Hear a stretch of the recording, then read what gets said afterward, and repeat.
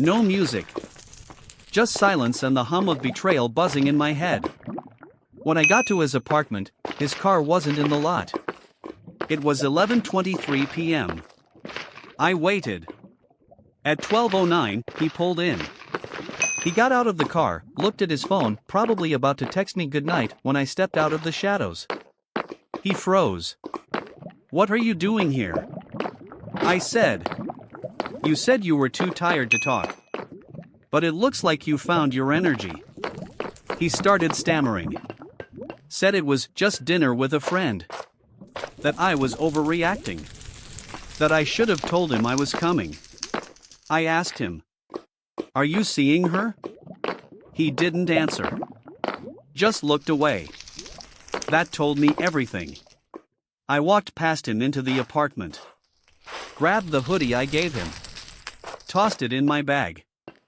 Then turned to him and said, "You don't lie to someone you love. You just don't." He followed me to the car.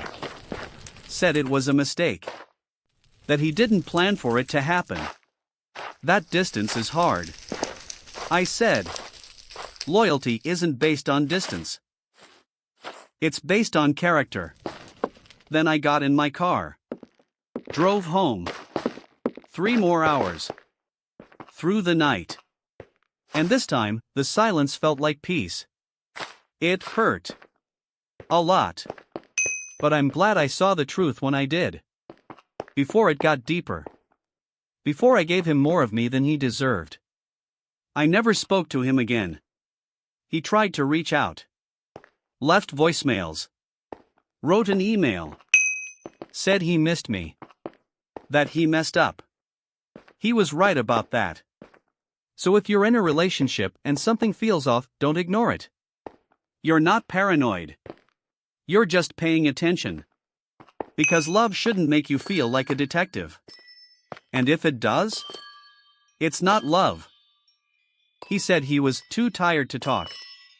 But I saw him at the restaurant. We were in a long-distance relationship. Not across countries, just a 3-hour drive. Still close enough to see each other on weekends, far enough to make trust essential. And for most of our relationship, I thought we had that. Trust. His name was Marcus. We met during a conference. Spent the whole weekend laughing, talking, staying up late like high school kids. After that, we kept in touch, texts, calls, video chats that lasted hours. Eventually, we made it official. Every weekend, one of us would drive. I'd visit him one weekend, he'd visit me the next. It wasn't easy, but we made it work, until we didn't. It started with little things. He'd call less.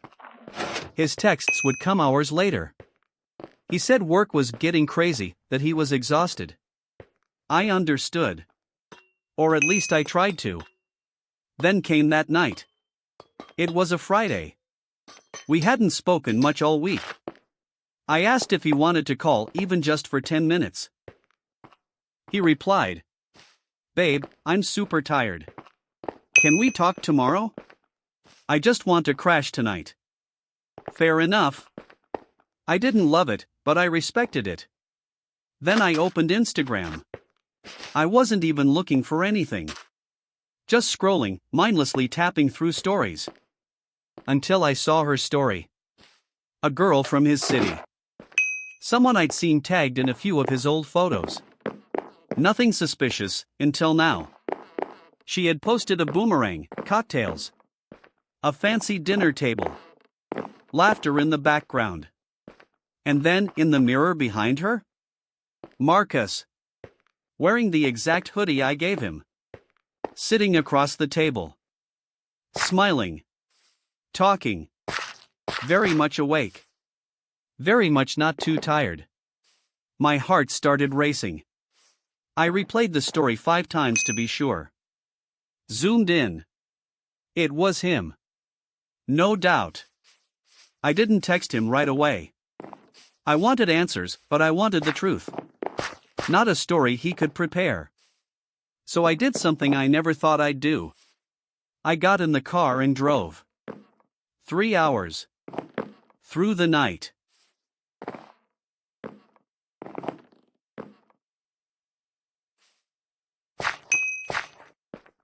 She gasped when she saw me. Jumped up like she'd seen a ghost. Wait. I can explain. I didn't say a word. Just stared. He looked confused, like he didn't know I even existed. I said, "This is my house. That's my son sleeping in the next room. Who the hell are you?" He stuttered, backed away, grabbed his keys and left without saying anything. I let him go. He wasn't the problem. Desserts. She was. I asked her, "How long has this been going on?" She said, "It's not what you think." I interrupted. "Don't lie. I heard you. On the monitor." She broke down. Started crying. Said she felt alone. Said I was too focused on the baby. Said she missed feeling wanted. I couldn't believe what I was hearing.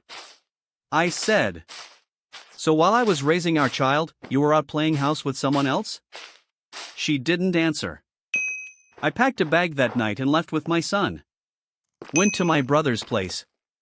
Slept on his couch with the baby crib beside me. It wasn't easy. Still isn't. But here's what I know. When someone cheats on you during the most vulnerable time in your life while you're raising a child together, that's not a mistake. That's not a moment of weakness.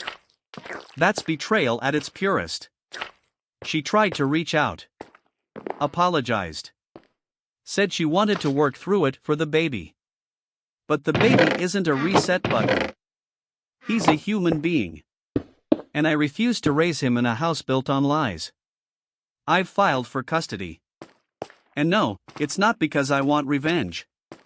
It's because he deserves better. And honestly, so do I. I checked the baby monitor, and that's when I knew she was lying. We had a baby together. That's what makes this story hard to tell. It's not just about betrayal, it's about watching the person you built a life with slowly become a stranger. Her name was Emily. We'd been together for 4 years, lived together for 3, and our son had just turned 1. I thought we were finally settled. A little tired, maybe, but happy. Family dinners, stroller walks, 3 a.m. diaper changes. The real stuff. The kind of love you fight to protect. But looking back, something started shifting right after our son was born. She became distant emotionally, physically.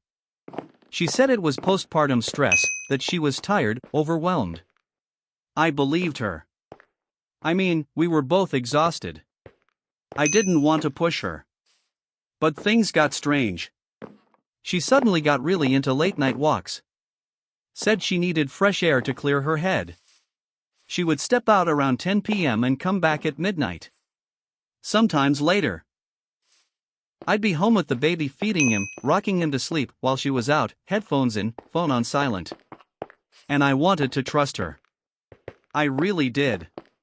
Until one night, I heard something on the baby monitor. It was around 11:40 p.m. Our son had been fussy, so I had the monitor volume turned all the way up. I was half asleep on the couch, waiting for Emily to get home, when suddenly I heard talking. Not baby noises.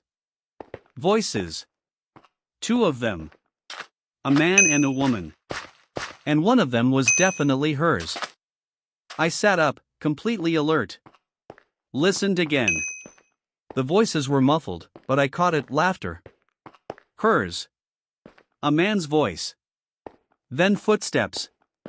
Like someone was walking near the crib. I grabbed the monitor and checked the video feed. Nothing. Just the room. Empty. The baby sleeping peacefully. I froze. Because I knew what that meant, the audio wasn't coming from the baby's room, it was coming from the house. She was home. And she wasn't alone. Desserts. I turned off the monitor and walked down the hallway in complete silence. Our bedroom door was slightly open. I pushed it gently. And there they were. Her. And a man I'd never seen before. Sitting on the edge of the bed. Laughing. Holding hands. Talking softly like this was their home.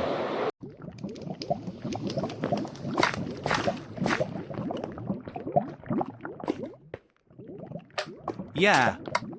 Her cousin. That was enough for me. I didn't respond to him. I didn't write back to her. I didn't rage, scream, beg, or cry. I just walked away. Because I realized something. If someone can lie to your face, smile in your eyes, and still call someone else baby behind your back, there's no fixing that.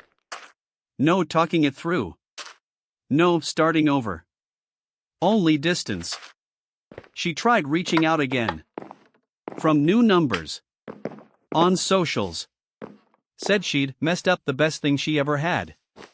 Maybe she did. But it's not my job to fix people who ruin good things on purpose. So if you're reading this and ignoring red flags, if your gut is whispering that something feels off, if the person you're loving makes you feel confused more than comforted, you already know the answer. Don't wait for the wrong screenshot to open your eyes. She sent me the wrong screenshot, and that's how I caught her. They say people always expose themselves eventually. I just didn't expect it to happen through a screenshot. Her name was Natalie. We'd been dating for a little over a year. Everything felt solid, not overly romantic, but consistent. Safe. Real. She was kind, organized, ambitious. A little distant at times, but I figured that was just her personality. Until the night she messed up. We were texting back and forth about what to order for dinner. Just casual stuff. She sent me a list of options: Thai, sushi, burgers, and then said, "Hold on, I'll check with my roommate." I said, "Cool, no rush." 2 minutes later, she sent a screenshot.